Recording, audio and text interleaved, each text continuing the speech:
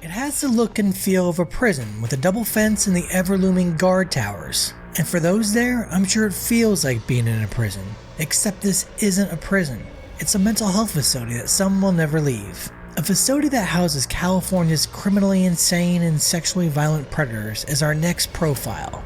And while it is not a prison, it does house some of the most dangerous men in California. Let's get into it. We'll take a look at the nearby city of Coalinga before checking out facility facts and figures and highlighting some notable incidents and patients at the facility. Coalinga is a city of 17,590 people on the southwest edge of Fresno County, California. It's about an hour's drive from the county seat of, you guessed it, Fresno. Coalinga is an area where the fertile Central Valley ends and the Diablo Range of the coastal mountains begin. California State Route 33 runs through the city. Route 33 runs 400 miles from Tracy, California to the north and Ventura, California to the south. The city lies in a cold, semi-arid climate, giving it very hot summers and cool winters, with just over 8 inches of rain falling throughout the year. The city derives its name from Coaling Station A, which was given by the South Pacific Railroad Company, which established the settlement. Many signs on the railroad just read Coaling A, hence the name Coalinga that persists to this day. Coalinga's main economic driver is not agriculture, although it does play a large part, but rather the Coalinga oil fields.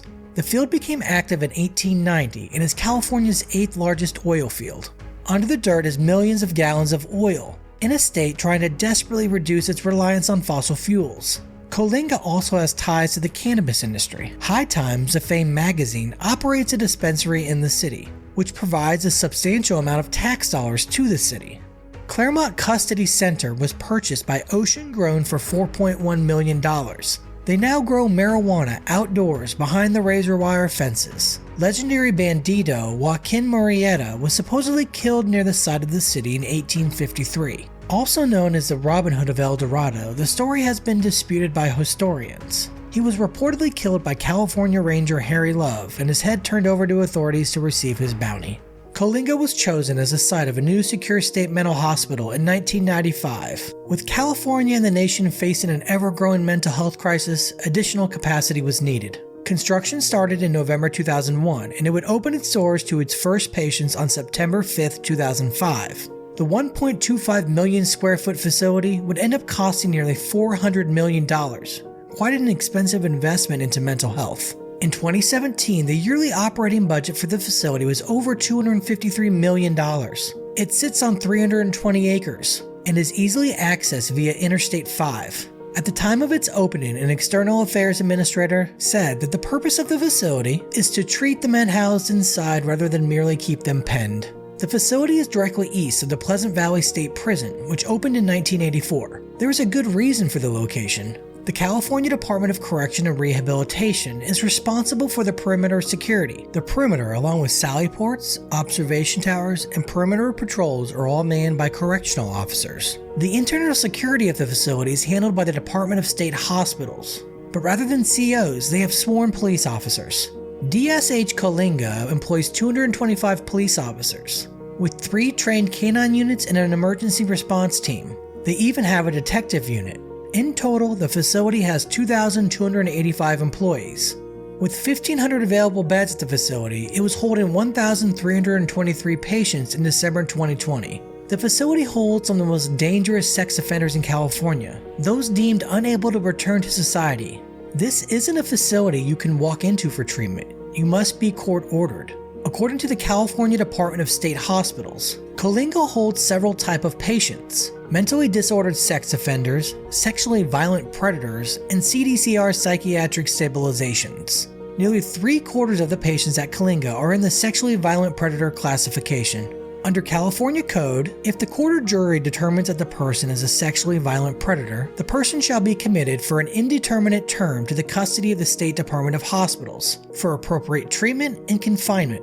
It seems once you get this designation, it could mean a life sentence.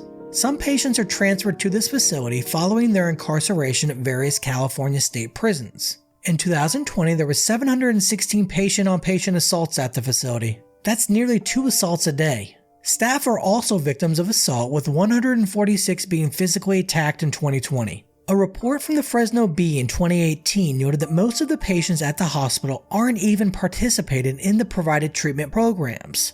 It was noted that only 36% are actually participating.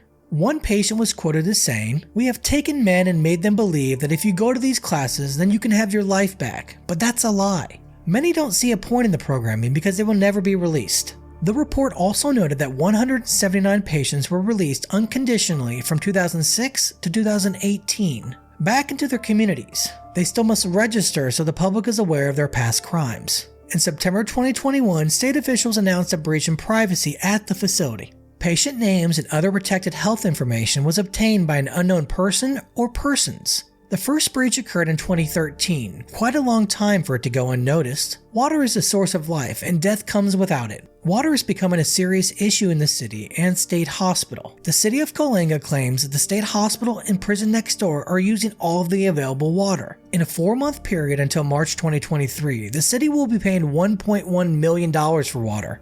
The same amount used to cost the city $114,000. A city councilman said, "And we are asking them, we don't control the state hospital and prison. That's what you control, and they are using huge amounts of water. The two facilities reportedly use 25% of the available water."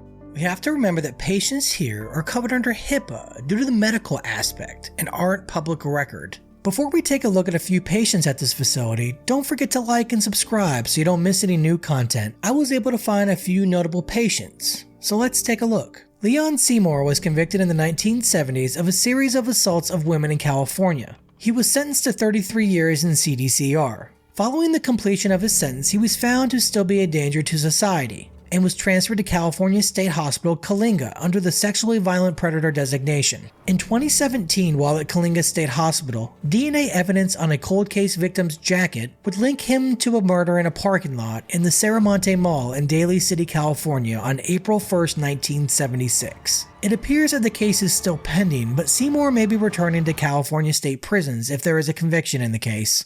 James Heydrich was convicted of assaulting 5 children in Huntington Beach, California in 1989. He would serve a 17-year sentence in California state prisons, and following the completion of his sentence, he would be committed to Coalinga State Hospital, much like Leon Seymour. Heydrich was a former stage performer and psychic that had his supposed powers debunked on national TV while on the show That's My Line, hosted by Bob Barker. While committed to the state hospital, he had been described as an extremely difficult patient. Heydrich petitioned for his release in 2013 but was denied.